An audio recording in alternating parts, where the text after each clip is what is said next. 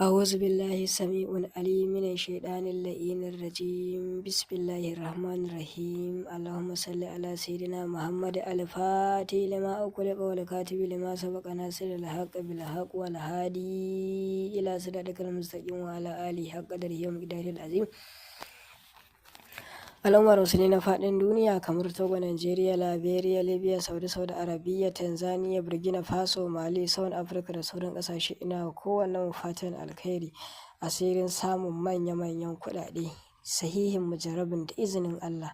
Insha Allah wannan aiki insha Allah muka gabatar da shi ne insha Allah da jar zaiba. In kuka duba akan wannan faranti za ku ga cewa kuna ganin wannan jar zaiba, amma in kuka dubi cikin gilashin insha Allah za ku ga cewa babu komai a ciki. To haka ake gwada original ɗin jar zaiba insha Allah. A jikin madubin za ku ga ba komai insha Allah, amma a zahiri za ku ga akwai ta gata nan insha Allah. A can kuma sai dai kofan za ku gani.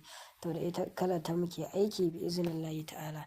Muna kuma amfani da turaruka wajen gabatar da aiki kamar kiko, wardafas da hunil ijabatu da dai sauran turaruka irin su baitul mali, kanzul mali, irin abin da ya shafi kiko mai kai 6, mai kai 9, mai kai 12 insha Allah, irin su turaruka dai da dama insha Allah, domin gabatar da manya-manyan sirrika insha Allah, aiki na tasrifi da izinin Allah insha Allah.